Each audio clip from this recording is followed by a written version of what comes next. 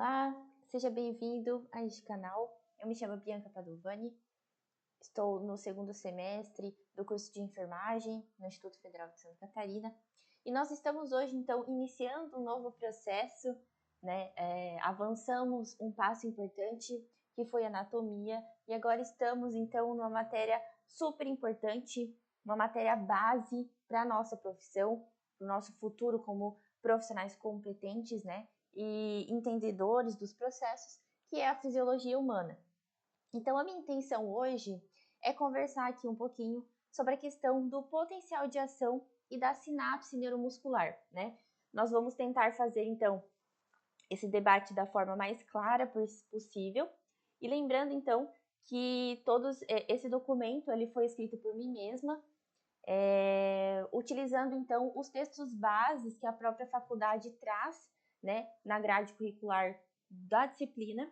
E ao longo, então, desse documento, vocês vão perceber aí os principais livros que eu estou usando, justamente porque eu tento trazer várias imagens para minha própria compreensão, né, e que fique também mais facilitado esse processo, já que a fisiologia exige bastante da gente, né. Então, para começar, a gente precisa relembrar um conceito bastante importante, que é sobre o transporte de substâncias através das membranas celulares. Conforme nós vimos, né, em biologia molecular e celular, existem algumas diferenças de composição do líquido extracelular, né, e do líquido intracelular. E é justamente essa diferença que vai causar mecanismos de transporte na membrana, né? Lembrando então que no líquido extracelular, ou seja, tudo aquilo que está fora da célula, nós temos maiores concentrações dos íons sódio, cálcio, bicarbonato, bem como cloreto, né? Já comparados com o meio intracelular, que vai ter muito maior concentração de íons de íons potássio, fosfatos, íons magnésio e também proteínas, tá? Então, é importante a gente perceber que existe essa diferença justamente para facilitar a compreensão de como acontece o potencial de ação, ok? Então, continuando aqui, devido à conformação estrutural da bicamada lipídica, forma-se uma barreira contra o movimento da maioria das substâncias hidrossolúveis. E por que isso acontece, né? Se nós formos, então, analisar o porquê que muitas substâncias hidrossolúveis não conseguem passar diretamente pela membrana, é justamente porque a membrana bilipídica, ela como o próprio nome sugere, ela tem uma bicamada de lipídios, né? Fosfolipídios. Ou seja, ela vai ter sua cabeça formada ali por uma parte hidrofílica, ou seja, que ela tem uma afinidade com soluções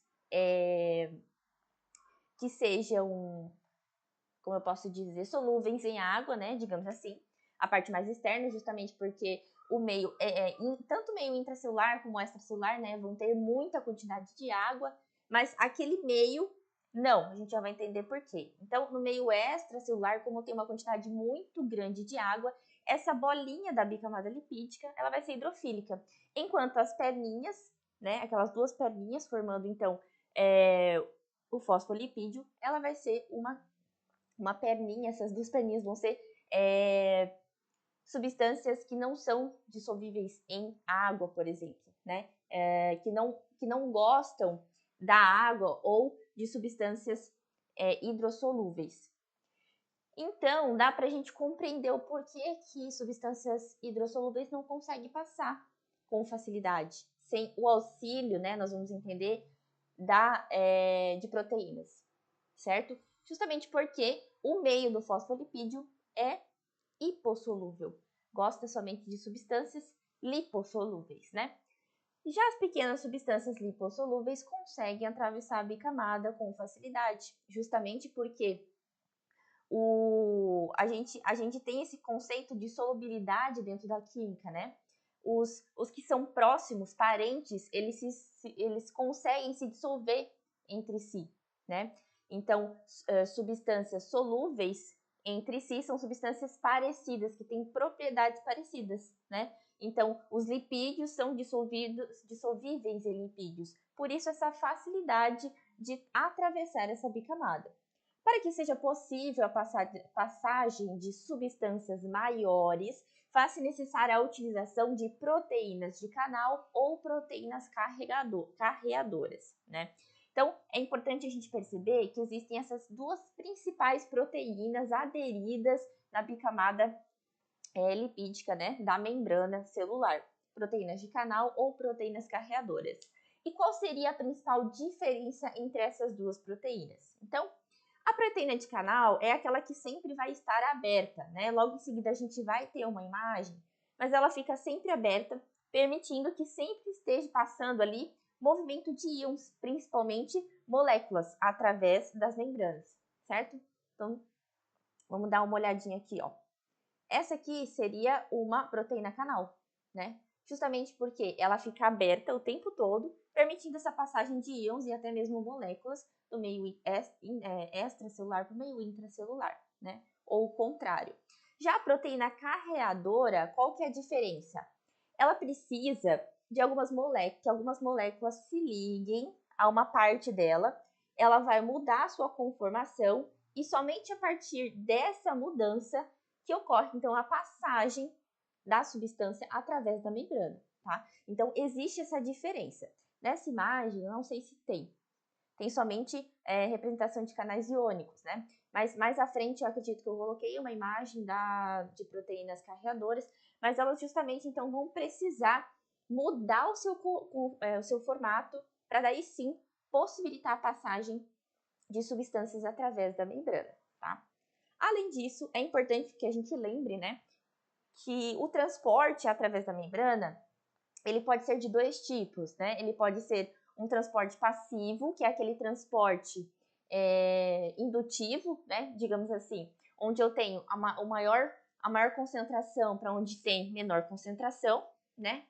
E tem o transporte ativo, que é com o uso de energia, com o uso da molécula energética, o nosso ATP, bem como nós temos também o processo de difusão, que pode ser dividido em difusão simples ou facilitada ou transporte ativo, tá? Então vamos entender minuciosamente ou relembrar esses conceitos, porque são extremamente importantes para que a gente entenda lá na frente como ocorre verdadeiramente, né, o processo ali do potencial de ação. Então o que seria a difusão, né? A energia que a difusão ela produz é a energia de movimento cinético normal da matéria. Então, o que significa isso, né? Movimento cinético normal da matéria.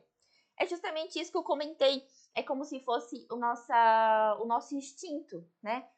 O nosso pensamento indutivo. Ou seja, esse movimento contínuo de moléculas em líquidos ou gases, né? Onde elas estão em maior concentração para onde elas têm menor concentração. Já que onde tem menor concentração, elas vão conseguir, então, estar melhor distribuídas no espaço, digamos assim. Elas têm mais movimento para se deslocar. Então, a nossa ideia indutiva é ir para onde está muito aglomerado, para onde está pouco aglomerado, né? Refere-se ao movimento aleatório das moléculas através dos espaços intermoleculares na membrana ou em associação a uma proteína carreadora. O que eu quis dizer aqui? Que a difusão, ela pode acontecer direto pela bicamada lipídica, né? Que nós chamamos de difusão simples, ou ela ocorre com o auxílio de proteínas, que é o caso da difusão facilitada. Lembrando aqui que ambas são processos passivos, ou seja, elas não necessitam de uma moeda energética, elas não necessitam do ATP para acontecer. Então vamos entender. A difusão simples. As moléculas se movem através de uma membrana sem que ocorra a ligação de proteínas carreadoras, ou seja, elas passam direto pela bicamada lipídica. Ocorre através da bicamada ou através de canais de proteínas preenchidos com água, que se estendem pela membrana celular, certo? Justamente, né, por que canais preenchidos com água? Justamente para que substâncias hidrossolúveis consigam também atravessar com facilidade. Okay? A difusão facilitada, ela vai necessitar de uma proteína carreadora. E o que nós vimos, né? A proteína carreadora é aquela que ela precisa de um ligante, esse ligante ele vai se conectar ali em algum momento, em algum local dessa proteína, ela vai mudar a sua conformação e somente assim ocorre a passagem da substância. Essa, né, como nós vimos, é a proteína carreadora. Um exemplo disso seriam as aquaporinas. Extremamente importantes, né, como o próprio nome já sugere, são proteínas que permitem a passagem de água, né, por esse canal de forma mais facilitada, de forma mais rápida. Né? Como nós vimos, na difusão simples, é possível a água passar ali? Sim, mas com mais dificuldade. Né? Então, na difusão facilitada, no caso das aquaporinas, nós já temos essa facilitadora, que é o caso das proteínas carreadoras. Esse tipo de difusão envolve duas etapas. Quais seriam elas? Né? A molécula a ser transportada, ela entra em um canal fechado e se liga a um receptor específico, como nós havíamos dito, certo? Todo aquele processo ali de uma proteína carregadora. Depois ocorre a mudança conformacional na proteína, o qual permite a sua abertura para um lado oposto da membrana onde a molécula é depositada, certo? Todo então esse processo que a gente já havia dito ali sobre uma proteína carreadora, ok? Agora, olha só que interessante. A taxa de difusão simples, ela aumenta de modo proporcional à concentração da substância que sofre difusão. O que eu quis dizer com isso, né? Ou o que os livros, obviamente, querem dizer com isso? Que conforme eu tenho a maior concentração de substâncias que vão ocorrer esse transporte através de uma difusão simples, quanto maior a concentração, maior o processo de difusão. Elas são, como ele disse aqui, elas são diretamente proporcionais, né? Então, conforme aumenta a difusão, conforme aumenta a concentração, aumenta esse processo de fusão, né? É uma forma mais lógica de pensar. Quanto mais concentração eu tenho, mais rápido esse processo tem que acontecer para dar conta dessa distribuição, ok? Diferente da difusão facilitada, no qual há um valor máximo para uma taxa de difusão, que é a chamada velocidade máxima. E por que isso? Porque a difusão facilitada, como nós vimos, ela tem um auxílio e só ocorre através de uma proteína carreadora. E essa proteína ela tem um limite. Então, ela vai depender desse valor máximo aqui para a taxa de difusão, certo? Que seria a medida que a concentração de substância aumenta. Então, vamos entender o que seria essa taxa, né? Ela vai ser determinada pela velocidade em que a molécula de proteína carreadora pode sofrer mudança conformacional. Ou seja, quanto mais rápido ali ocorre essa mudança, mais rápida ocorre esse processo, né? Dentre as substâncias mais importantes que atravessam a membrana por difusão facilitada, nós podemos, então, incluir a glicose e a maioria dos aminoácidos. Então, olha só, interessante, né? Tanto a glicose como a maioria dos aminoácidos atravessam a bicamada lipídica por difusão facilitada, que é um processo passivo, sem uso de energia, ok? Justamente porque o tempo todo nós estamos fazendo respiração celular. Nós utilizamos a glicose, né? Então, a glicose, a maioria dos aminoácidos, compostos importantes para formar proteínas, eles têm que passar com uma facilidade na bicamada lipídica, né? Do meio intra para o meio extracelular ou o oposto. Mas isso tendo como relação determinante a velocidade com que a molécula carreadora pode sofrer essa mudança conformacional, né? Então, ela está ali paradinha, o ligante chegou, ela muda a conformação, ocorre a passagem da substância. Essa velocidade do ligante chegar e mudar a conformação que é o seu determinante, tá? Importante ressaltar que a taxa de difusão de uma substância lipossolúvel através da membrana celular, ela é diretamente proporcional à sua lipossolubilidade. Isso faz sentido, né? Então, com outras palavras, o que eu quis dizer aqui? Que quanto mais uma substância é lipossolúvel, maior a sua facilidade de passar, maior será a sua taxa de difusão em uma substância que também é lipossolúvel. Uma vez, né, que semelhante dissolve semelhante. Um lipossolúvel dissolve ou tem facilidade em outro meio lipossolúvel. Um hidrossolúvel, ele dissolve ou ele tem facilidade em um meio hidrossolúvel. Então, se a gente lembrar sempre nesse conceito que o semelhante, né, dissolve semelhante, a gente consegue ter uma boa ideia do que esse período aqui quis dizer, né? Do que essa frase quis dizer. O oxigênio, o nitrogênio, o dióxido de carbono, lipossolubilidade dos gases anestésicos, olha só que interessante.